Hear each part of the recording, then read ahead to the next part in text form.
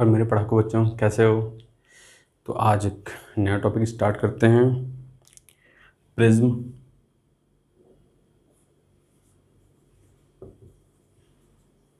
ठीक है। A prism is a transparent medium whose refracting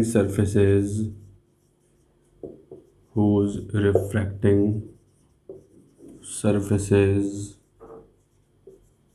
are not parallel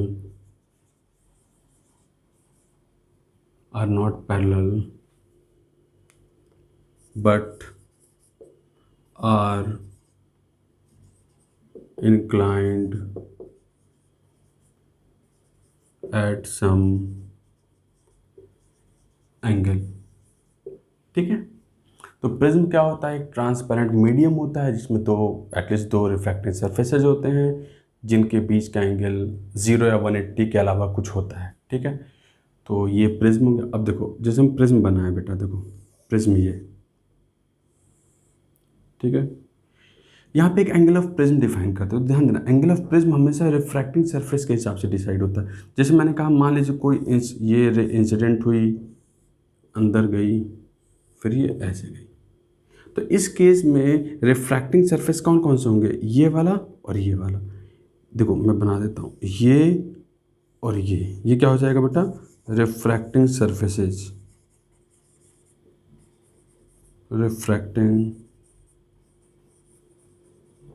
तो इन refracting surfaces के बीच का जो एंगल होगा that is angle of prism. Angle of prism को ए से डिफाइन करते हैं जनरली। ठीक है, ये हो गया।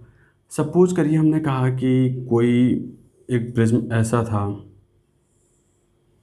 ठीक है, और कोई रे ऐसे आई, ऐसे गई,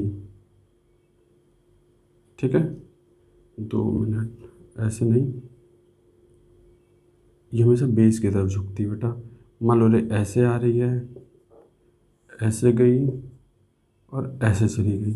तो इस बार देखो, रिफ्रैक्टिंग सरफेस ये दोनों होते हैं, इनके बीच का एंगल क्या होगा? ये एंगल ऑफ प्रिज्म हो जाएगा। ठीक है। कई बार आपको प्रिज्म इस टाइप के भी दिखाई दे सकते हैं। जैसे सपोज करो हमने कहा ये है, ये ऐसे, आपको दिखेगा ही नहीं कि एंगल ऑफ प्रिज्म क्या है। जैसे ये इंसिडेंट रे, फिर ये गया और ये। तो इस केस में क्या करते हैं? दोनों रिफ्रैक्टिंग सरफेसेस को एक्सटेंड करते हैं। यहाँ कट किया मान लो, तो ये जो होगा this will be the angle of prism. ठीक है। तो यहाँ पर मैं लिख देता हूँ, ए क्या है बेटा? ए एंगल ऑफ प्रिज्म है। ठीक है। रिफ्रैक्टिंग सरफेसेस क्या होते हैं वो समझ में आ गया, प्रिज्म क्या होता है वो समझ में आ गया। ठीक है। तो इसे नोट कर लीजिए।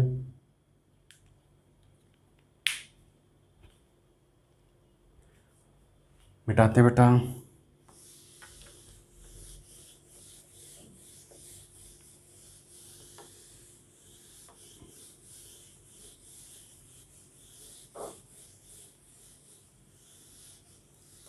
ठीक है।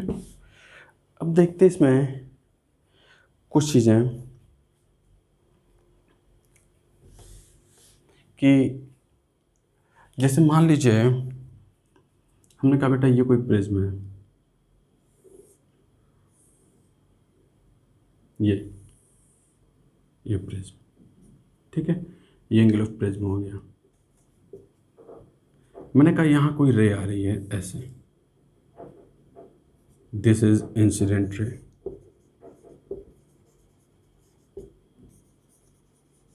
ठीक है। हमने कहा ये नॉर्मल हो गया बेटा, ये रे फिर ऐसे गई, ठीक है, और फिर ये सॉरी, ये भी नॉर्मल हो गया, और फिर ये रे ऐसे चली गई। ये क्या हो गया बेटा? ये इंसिडेंट रे और ये दिस इज इमर्जेंट रे।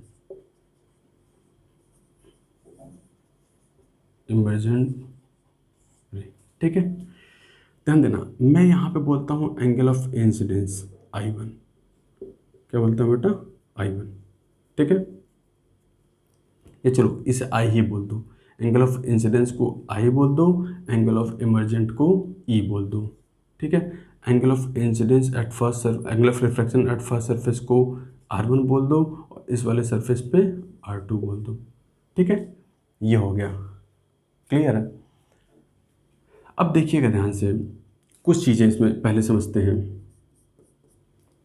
हमने कहा ये एक, देखो ये 90 डिग्री है और ये भी बेटा 90 डिग्री है, तो अगर ये 90 है और ये ए है और ये भी 90 है, तो इस एंगल की बात करें, इसको अगर मैं x बोलूँ तो क्या होता है बताओ, a प्लस 90, मतलब देखो a प्लस 90 प्लस ये वाला x प्लस अगेन ये वाला 90 बराबर क्या होता है बेटा 360, टोटल सम 360 होता है। ठीक है, तो यहाँ पे क्या आ जाता है, देखो x बराबर ये 90 प्लस 90 180 इधर कटता है तो 180 बचता है, तो 180 माइनस a आ जाता।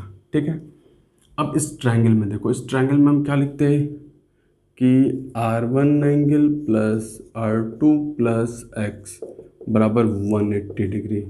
तो यहाँ से क्या होता है बताओ, R1 plus R2 plus x की वैल्यू रखो 180 माइनस a बराबर कितना बेटा 180, तो 180 तो कट जाएगा, तो यहाँ से R1 प्लस R2 बराबर क्या हो गया a हो गया,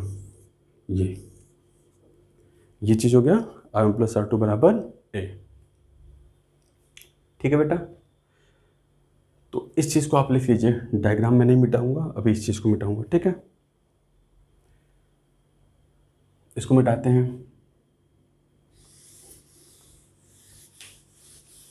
तो हमें पता चल गया एक चीज़ क्या कि R1 प्लस R2 बराबर क्या होता है a होता है। ठीक है, अब फिर हम क्या करते हैं बेटा कि अब क्या करते हैं कि अब इसी में देखते हैं, देखो हमने कहा ना बेटा ये फर्स्ट सरफेस पे रे सीधी जाती इस सरफेस की वजह से डेविएट कर गई, कितना Δ1 डेविएशन, दैट इज क्लॉकवाइज। ठीक है, तो मैं कहूँ कि मैं यहाँ डेविएशन लिख देता हूँ। ठीक है, डेविएशन यहाँ Δ1 लिख देता हूँ, डेविएशन एट फर्स्ट सरफेस पे डेविएशन कितना Δ1 किधर तक, देखो ध्यान देना, ये हम कहें कि ये पूरा, अच्छा सॉरी 2 मिनट बेटा, एंगल ऑफ इंसिडेंस आई जो होगा वो नॉर्मल और इंसिडेंट रे के बीच का एंगल ये आई होगा, ये ध्यान दीजिएगा, सॉरी। ठीक है, तो मैं कहूँ देखो ये अगर आई है तो पूरा आई होता, और ये R1 है तो ऊपर वाला कितना होता I माइनस R1, तो Δ1 कितना हो जाता I माइनस R1। ठीक है, अच्छा ये है क्या, ये देखो क्लॉकवाइज। ठीक है, सिमिलरली कहें हम सेकंड सरफेस पे रे ऐसे जाती और क्लॉकवाइज डेविएट कर गई, दैट इज Δ2। ठीक है, तो डेविएशन एट सेकंड सरफेस देखते हैं, डेविएशन एट सेकंड सरफेस पे डेविएशन क्या होता है बेटा, दैट इज Δ2। Δ2 भी जो होता वो देखो पूरा ये ई है तो ये पूरा एंगल ई होता है, मतलब ठीक है ये ई है और ये वाला ये आर है तो ऊपर वाला आर, तो नीचे वाला कितना हो जाता ई माइनस आर मतलब R2, ये भी क्या है बेटा डेविएशन क्लॉकवाइज। ठीक है, तो इसलिए हम कहते हैं नेट डेविएशन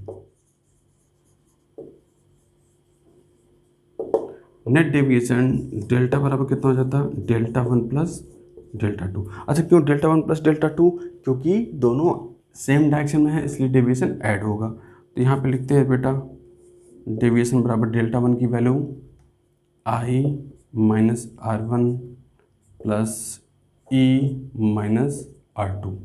ठीक है, तो यहाँ पे दोनों को साथ लिखो, I प्लस E एक साथ लिखो, माइनस ब्रैकेट में कर दो R1 प्लस R2, और हमें अभी पता था कि R1 प्लस R2 क्या होता है A के बराबर होता है, तो डेविएशन कितना हो गया I plus E minus A। This is the formula for deviation, ये इंपॉर्टेंट फॉर्मूला है। डेविएशन कितना होता है नेट बेटा, आई प्लस ई माइनस ए। ठीक है, तो इसे नोट कर लीजिए।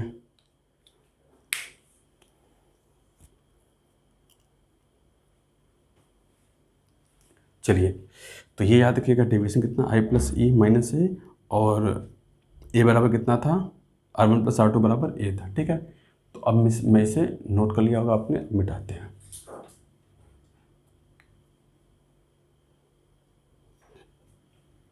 ठीक है,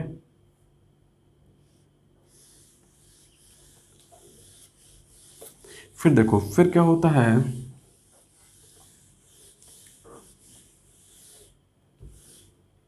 देखो बेटा फिर क्या करते हैं कि हम डेविएशन और एंगल ऑफ इंसिडेंस में ग्राफ खींचते हैं।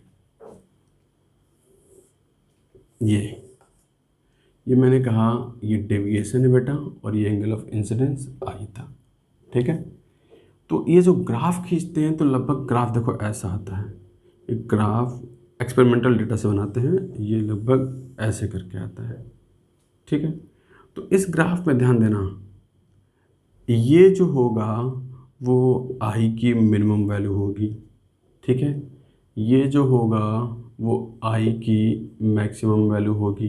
ठीक है, और ये जो होता है यहाँ पे आई बराबर ई होता है। तो इस केस में जो ये वाला पॉइंट होता है, दिस इज मिनिमम डेविएशन। ठीक है, और ये वाला जो पॉइंट है बेटा, ये मैक्सिमम डेविएशन है। ठीक है, तो आप सोचिए, सोच के देखिए कि एंगल ऑफ इंसिडेंस की मैक्सिमम वैल्यू कितनी हो सकती है, वो 90 डिग्री हो सकती है। तो ये जो है वो मैक्सिमम 90 डिग्री हो सकता है। ठीक है, तो ये ग्राफ याद रखिएगा कि मिनिमम डेविएशन और maximum deviation, sorry minimum angle of incidence, angle of incidence की मिनिमम वैल्यू और मैक्सिमम वैल्यू, दोनों के केस में डेविएशन इक्वल होता हो, that is equal to what, maximum deviation या डेल्टा मैक्स। और in case of minimum deviation I बराबर क्या होता है, ई होता है। ठीक है, तो ये ग्राफ हो गया, ये इंपॉर्टेंट ग्राफ है, इसे नोट कर लीजिए। ठीक है, चलिए तो इसे मिटाते हैं।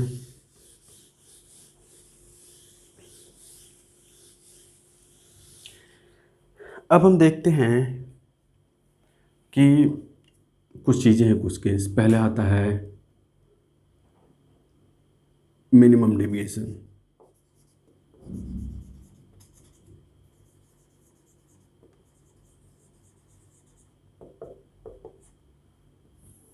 ठीक है, मिनिमम डेविएशन। तो मिनिमम डेविएशन के केस में हमने ये देखा कि जो था आई बराबर क्या था बेटा, ई, ये था। ठीक है, तो दिस इम्प्लाइज दैट R1 बराबर क्या हो जाएगा, R2 बराबर इसे R मान लीजिए। और हमें पता है क्या कि R1 प्लस R2 क्या होता है, A के बराबर होता है। तो R1 R2 बराबर कितना, ये 2R हो गया, क्योंकि ये भी R ये भी R, तो कितना 2R बराबर A। ठीक है, तो यहाँ से R बराबर कितना आ गया, A/2। तो एक चीज़ मिल गई कि मिनिमम डेविएशन के केस में R जो होता है वो A/2 होता है। ठीक है, ये मिल गया। तो इस केस में हम कह सकते थे कि इसलिए मिनिमम डेविएशन डेल्टा मिन कितना हो जाएगा, देखो I बराबर E है, तो वैसे फॉर्मूला क्या होता था, मैं लिख देता हूँ, I प्लस ई माइनस ए बराबर डेल्टा मिन कितना हो जाएगा, I प्लस ई को हम 2I लिखते हैं, क्योंकि ई की वैल्यू हुई आई हो गई, माइनस ए, यहाँ से आई की वैल्यू निकालो, 2I बराबर कितना हो गया बेटा, डेल्टा मिन प्लस ए। तो यहाँ से आई कितना हो गया, आई आ गया delta min plus A divided by 2, ये हो गया आई की वैल्यू। ठीक है, अब अगर आपको याद होगा, पहले सरफेस पे हम लगाते हैं, डायग्राम आपके पास होगा, आप डायग्राम देख लीजिएगा। तो अगर हम लगाते हैं अप्लाइंग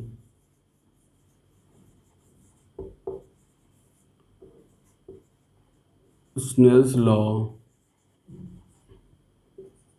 एट फर्स्ट सरफेस, पहले सरफेस पे स्नेल्स लॉ लगाते हैं, तो क्या लिखते हैं बेटा, 1 साइन आई बराबर क्या होता, म्यू साइन आर, ये होता।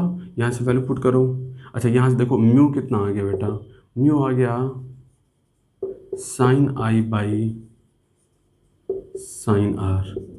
तो यहाँ से वैल्यू पुट कर दो, आई की वैल्यू ये रखो, sign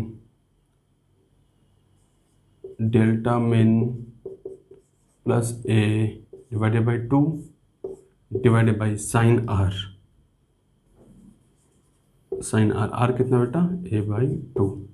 this is formula for mu, that is refractive index in case of minimum deviation. ये बहुत ही इंपॉर्टेंट फार्मूला है, प्रूव करने के लिए आता है कि प्रूव दैट दिस फार्मूला। कई बार ये पूछता है कि मिनिमम डेविएशन के केस में म्यू का फार्मूला इतना होगा, यही प्रूव करिए, ठीक है। या वो रिलेशन लिख के दे देगा और कहेगा इसे प्रूव करिए, मतलब 12th बोर्ड के लिए। और वैसे भी मतलब कंपटीशन, मतलब जेईई मेंस और नीट के लिए भी बहुत ही इंपॉर्टेंट फार्मूला, क्योंकि इस पर क्वेश्चंस बहुत आते हैं, ठीक है। तो इससे आप लिख लीजिए, ठीक है, समझ में आ गया होगा आई थिंक। फिर से रिपीट कर रहा हूँ, म्यू बराबर कितना, sine delta min plus A by whole by 2 divide by sine A by 2, that is what value of mu, ठीक है। इसे नोट कर लीजिए।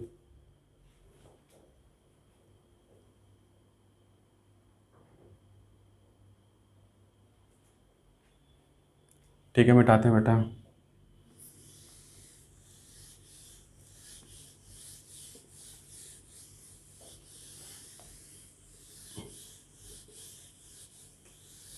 तो एक चीज़ याद रखना कि मिनिमम डेविएशन के केस में अगर हम ऐसे बनाएं,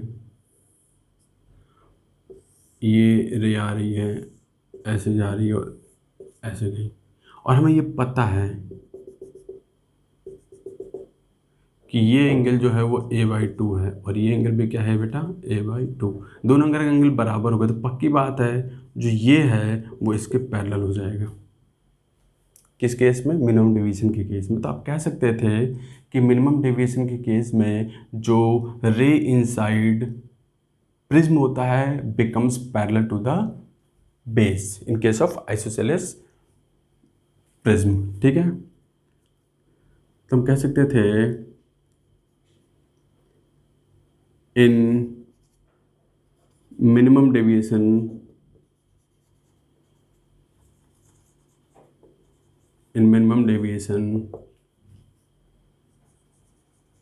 rays inside the prism becomes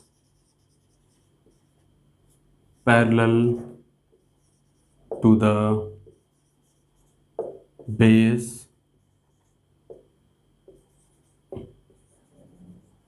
फिर से मैं लिख रहा हूँ, in minimum deviation rays inside the prism becomes parallel to the base in case of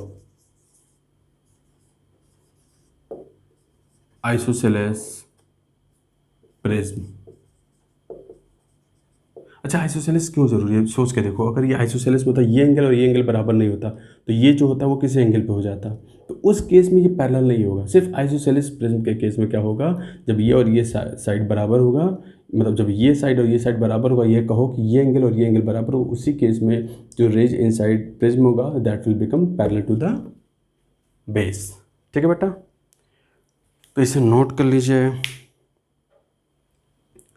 ये हो गया, ठीक है। अब मिटाते हैं इसे।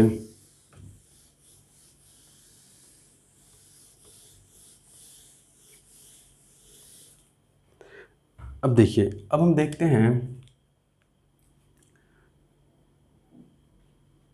Maximum deviation.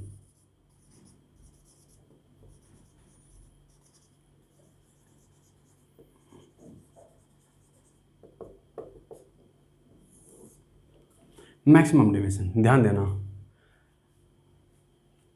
मैक्सिमम डेविएशन के केस में हम कहें कि जो मिनिमम मतलब आई जो है वो क्या है, मिनिमम, ये वैल्यू हमें नहीं पता है, एंड लेकिन जो ई है वो मैक्सिमम होगा, दैट इज़ 90 डिग्री। चलो ई हमें पता है, ठीक है। तो अच्छा ध्यान दो, अगर हमें ई पता है तो हम कह सकते थे इसलिए R2 क्या हो जाएगा, R2 ये थीटा सी के बराबर हो जाएगा। सोच के देखो, मैं डायग्राम बना के समझाता हूँ आपको, देखना ध्यान से, ठीक है।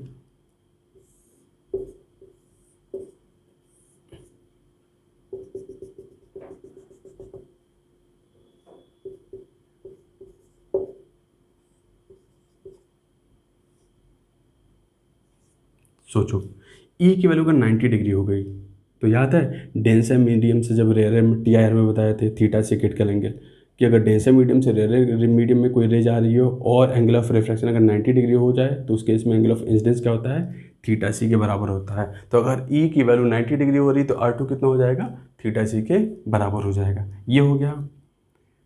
इसलिए R1 प्लस R2 क्या था बेटा, A था। तो यहाँ से R1 कितना हो जाएगा, A माइनस R2, और R2 की वैल्यू कितनी, थीटा सी। ये R1 की वैल्यू हो गई, ठीक है। अब R1 पता है, हमें I चाहिए। अच्छा, हम क्यों कर रहे हैं, क्योंकि डेल्टा मैक्स हमें चाहिए, मतलब मैक्सिमम डेविएशन। तो इसलिए अब क्या करते हैं, अप्लाइंग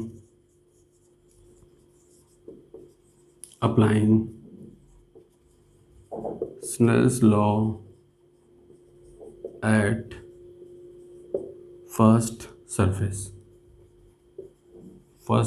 पे हम स्नेल्स लॉ अप्लाई करते हैं, ठीक है। तो क्या होता है बताओ, 1 साइन आई बराबर कितना होता है, म्यू साइन आर कितना, R1, या म्यू साइन R1 की वैल्यू रखो A माइनस थीटा सी। चलो इसे ओपन करते हैं बेटा, साइन आई कितना हो जाता, mu sine A minus B क्या होता है, sine A cos B minus cos A sine B, ठीक है। अब ये चीज़ आप याद रखिए, मैं डायग्राम यहाँ इसका अच्छा बनाता हूँ। अभी देखो, तो यहाँ से साइन आई जो होगा दैट विल बिकल टू म्यू साइन ए। अच्छा, अगर हम कहें कि ट्रायंगल छोटा सा बना के दिखा देते हैं बेटा, कि ये एंगल थीटा सी है, तो साइन थीटा सी कितना होता है, 1/म्यू। तो ये कितना हो जाता है, root of mu square minus 1। फिर से बोलना है, साइन थीटा सी बराबर परपेंडिकुलर बाई हाइपोटेन्यूज, ठीक है। तो साइन थीटा सी कितना हो गया, 1/म्यू। तो ये कितना हो गया, root mu square minus 1 Pythagoras से। तो कॉस थीटा सी इस फॉर्मूले से क्या हो जाता, 1, मतलब sorry, base by hypotenuse. Base कितना, root mu square minus 1 divided by कितना बेटा, म्यू माइनस कॉस है, और साइन थीटा से कितना होता है, 1/म्यू। ये हो गया। अब म्यू से मल्टीप्लाई कर दो बेटा, तो ये और ये म्यू कट जाएगा, तो लिखो साइन आई बराबर साइन ए रूट म्यू स्क्वायर माइनस 1। मैंने क्यों ब्रैकेट लगा दिया, कि आपको ये ना लगे कि ये वाली वैल्यू एंगल के साथ मल्टीप्लाइड नहीं है, ठीक है। माइनस ये मल्टीप्लाई हुआ तो सिर्फ कॉस से बचेगा, ठीक है। तो यहाँ से देखो आई कितना आ गया बेटा, आई आ जाएगा। अब इस चीज़ को पहले लिख देता हूँ, साइन इनवर्स कितना, साइन इनवर्स ब्रैकेट लगाते हैं, root of mu square minus 1 into sine A minus cos A, this is i. अब देखो, इसलिए मैं यहाँ पर लिखता हूँ, ठीक है। इसलिए डेविएशन जो होता है वो कितना था, आई प्लस ई माइनस ए, जहाँ पे आई पता चल चुका है और ई हमें पता था 90 डिग्री, और ये तो पता ही है। तो this implies that delta max कितना होता है बेटा, ई की वैल्यू पहले लिख दो चाहे तो 90 डिग्री प्लस आई, आई कितना बेटा, यही वाली वैल्यू लिखो, साइन इनवर्स ब्रैकेट में root of mu square minus 1 into sine A, देखो आई की वैल्यू लिख रहे हैं माइनस कॉस, ब्रैकेट लगा दिए, माइनस ए।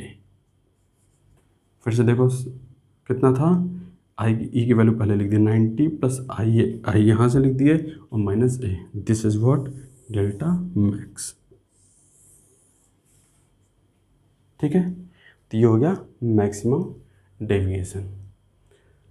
एक्चुअली इस फॉर्मूले पे ना मतलब आप समझ लीजिए जेई मेंस में, सॉरी जेई एडवांस में क्वेश्चन आया हुआ है। ठीक है, तो अभी तक तो ये बहुत ही मतलब मेन क्वेश्चन इसमें नहीं बनते थे, मेन क्वेश्चन बनते थे मिनिमम डेविएशन के केस में, लेकिन अब आजकल क्वेश्चन इस पे आने लगे हैं। तो ये आप फॉर्मूला याद रखिएगा।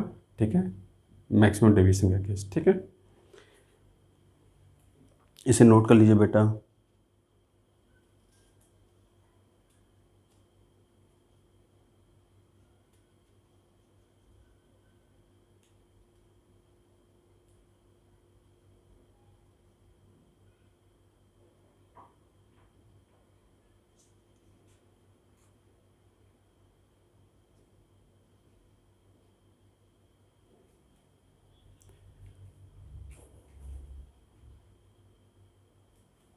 ठीक है, इसे मिटाते हैं बेटा।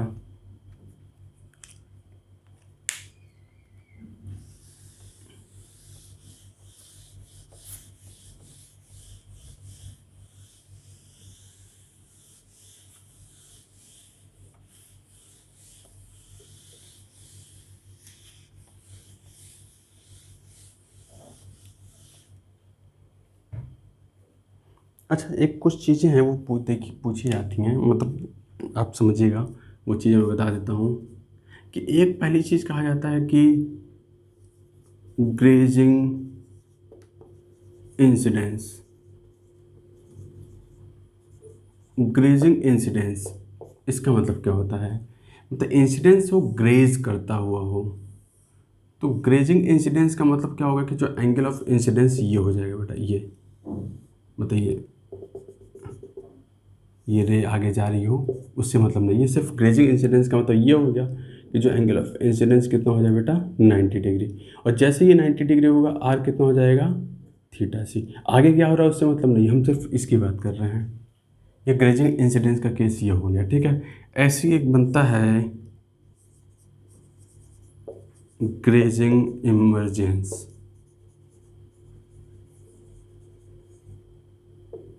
ठीक है, ग्रेजिंग इमरजेंस का केस का मतलब क्या हो गया कि इमरजेंस मतलब जो रे निकल रही है वो ग्रेज करते हुए निकल रही है, तो इधर क्या हो रहा है उससे मतलब नहीं, हम सिर्फ इधर बना दे रहे हैं ये, और रे ऐसे निकले ये, तो ध्यान देना, यानी ये एंगल कितना होना पड़ेगा थीटा से, ये एंगल कितना होगा बेटा 90 डिग्री।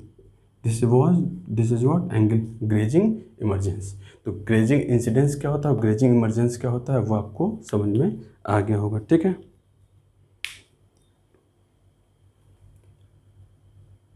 इसे नोट कर लीजिए, फिर हम आगे देखते हैं एक चीज़। ठीक है बेटा, इसे मिटाता हूँ मैं।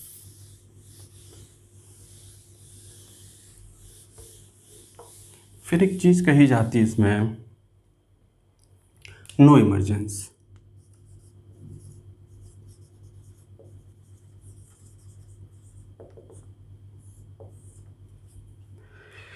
नो इमरजेंस के लिए पहले मैं डायग्राम बना देता हूँ आपको। ये डायग्राम है बेटा,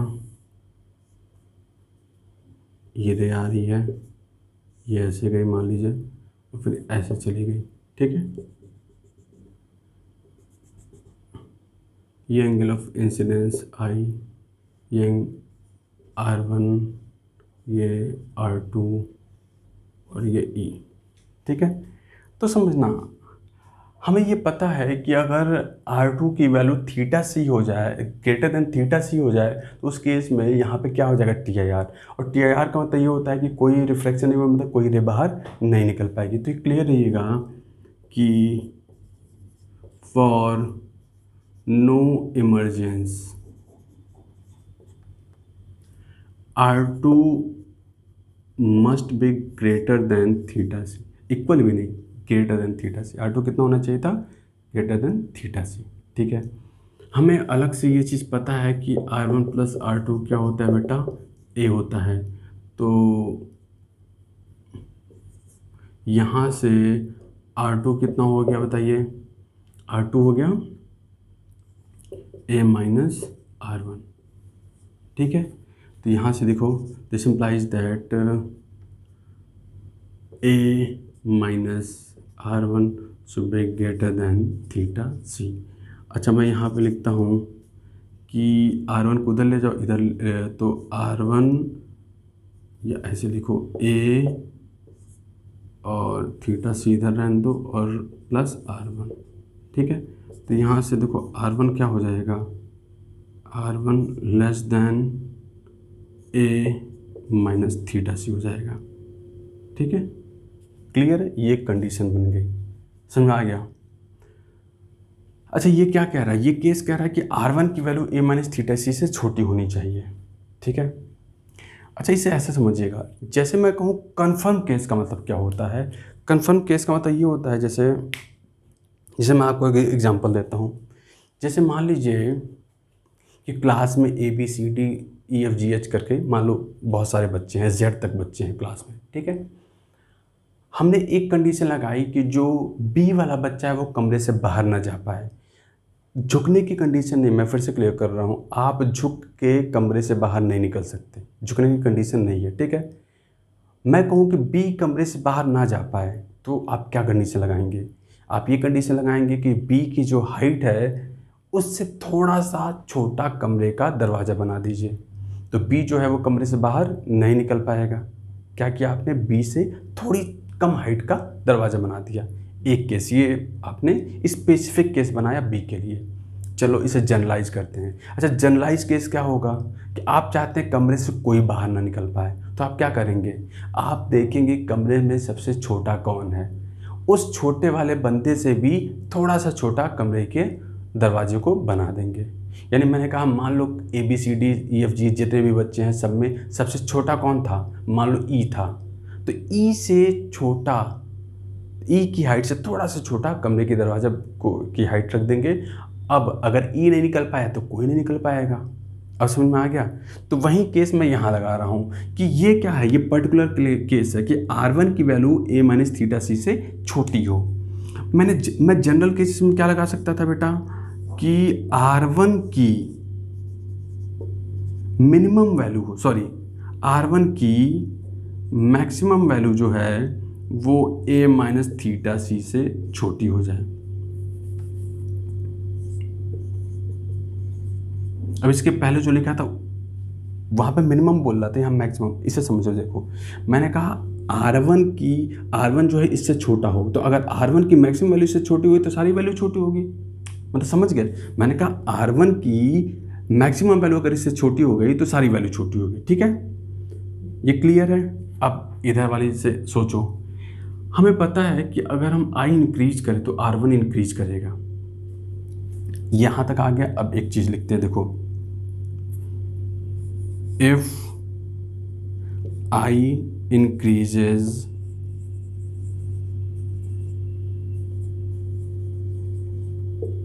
then, अच्छा इस चीज़ को मैं यहाँ लिख देता हूँ, किनारे लिख देता हूँ, आपको ज़्यादा क्लियर होगा। देखो मैं यहाँ लिख देता हूँ कि if I increases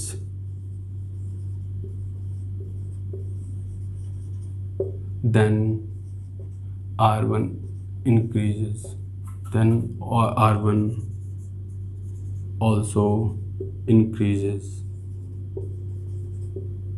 यानी हम कहें I जब हम इंक्रीज कर रहे हैं तो R1 इंक्रीज कर रहा है, तो दोनों का साथ में इंक्रीज कर रहे हैं तो R1 कम मैक्सिमम होगा जब I1 मैक्सिमम होगा, इसलिए R1 will be maximum when I is maximum। ठीक है, तो R1 कब मैक्सिमम होगा, जब I मैक्सिमम हो। अच्छा, हम कहें I की मैक्सिमम वैल्यू, I की मैक्सिमम वैल्यू कितनी हो सकती है, 90 डिग्री। अभी बताया था एंगल ऑफ इंसिडेंस I की मैक्सिमम वैल्यू कितनी हो सकती है बेटा, 90 डिग्री। इस केस में जो R1 की मैक्सिमम वैल्यू होगी वो कितनी हो जाएगी, थीटा सी।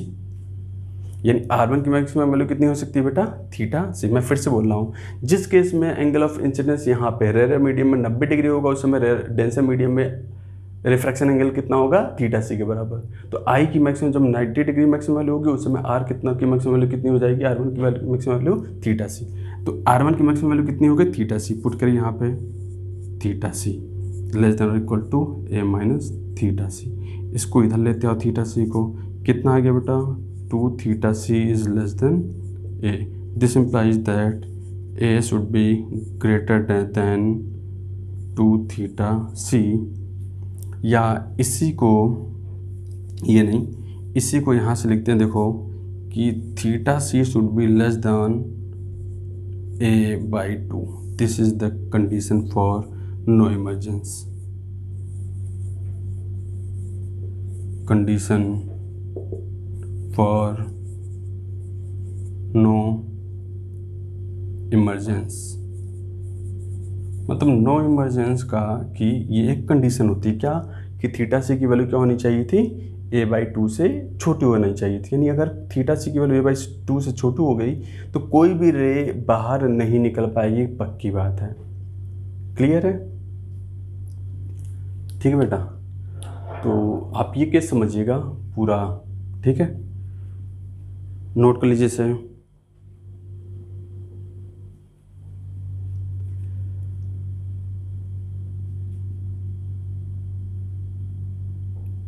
ठीक है, चलो मैं इसे मिटाता हूँ।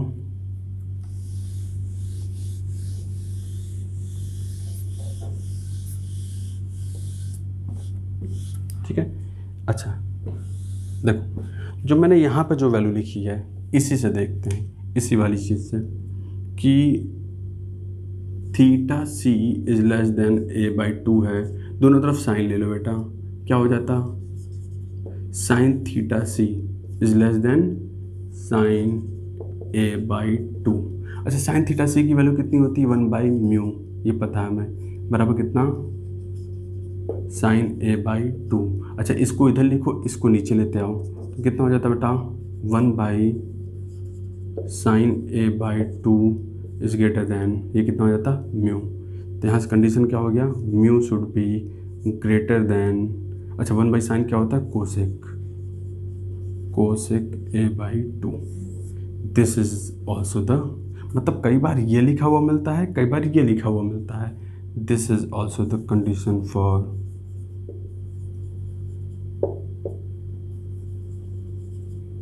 No emergence. This is also the condition for no emergence. Clear है कि म्यू की वैल्यू क्या हो, कोसेक ए बाई 2 से बड़ी हो, या थीटा सी की वैल्यू ए बाई 2 से छोटी हो। ठीक है, तो ये तो आपको हो ही चुका था।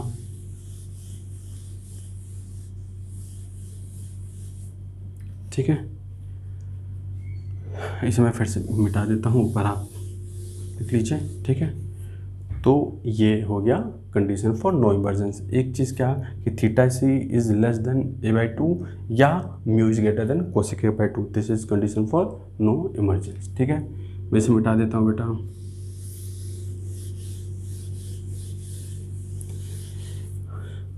ठीक है, तो कुछ जो चीज़ें हम इस चैप्टर में पढ़े वो हम देख लेते हैं। सबसे पहली चीज़ क्या पढ़े थे बेटा, कि R1 प्लस R2 जो होता है वो A होता है। दूसरी चीज़ क्या पढ़े थे, जो डेविएशन होता है वो I plus E minus A होता है। तीसरी चीज़ क्या पढ़े थे, कि मिनिमम डेविएशन के केस में for delta minimum deviation case में R1 बराबर R2 बराबर कितना था, A बाई 2 था। साथ ही साथ I कितना था बेटा, delta minimum plus A by 2 था। साथ ही साथ इसी केस में म्यू की वैल्यू कितनी थी, sine delta minimum plus A by 2 divided by sign A by 2। ये मिनिमम डेविएशन का केस हो गया बेटा, चौथा। फिर आपका आया था for maximum deviation, delta max के लिए हमने आई मिनिमम था और ये वैल्यू कितनी आई थी, ये वैल्यू आई थी sine inverse root of mu square minus 1 into sine A minus cos A. ये क्या था, ठीक है, आई मिनिमम। ई कितना था बेटा, 90 डिग्री। अच्छा, R2 कितना था, थीटा सी था, याद होगा आपको। अच्छा, डेल्टा मैक्स कितना था, डेल्टा मैक्स जो था वो था 90 डिग्री प्लस आई की value sine inverse root of mu square minus 1 into sine A minus cos A, ठीक है, minus A. This is what delta max, ठीक है। हाँ, डेल्टा मैक्स आ गया, ठीक है, डेल्टा मैक्स आ गया। फिर आपका आया था पांचवा केस, आप कह लीजिए पांचवी चीज़ क्या आई थी, नो इमरजेंस का केस। तो फॉर नो इमरजेंस में क्या आया था कि एक तो आया था थीटा सी की वैल्यू लेस देन a/2 होनी चाहिए थी, दूसरा आया था कि म्यू की value greater than cosec a/2 होनी चाहिए, ठीक है, ये होती है, ठीक है बेटा। तो ये चीज़ें हैं, इसे पढ़ लीजिएगा अच्छे से, ठीक है, तैयार कर लीजिएगा। कहीं डाउट या दिक्कत हो तो आप इसका कमेंट करिएगा कि कहाँ आपको दिक्कत है, मैं उसे क्लियर कर दूँगा, ठीक है। तो चलिए बेटा, इतना ही रखते हैं। Okay, thank you, bye bye.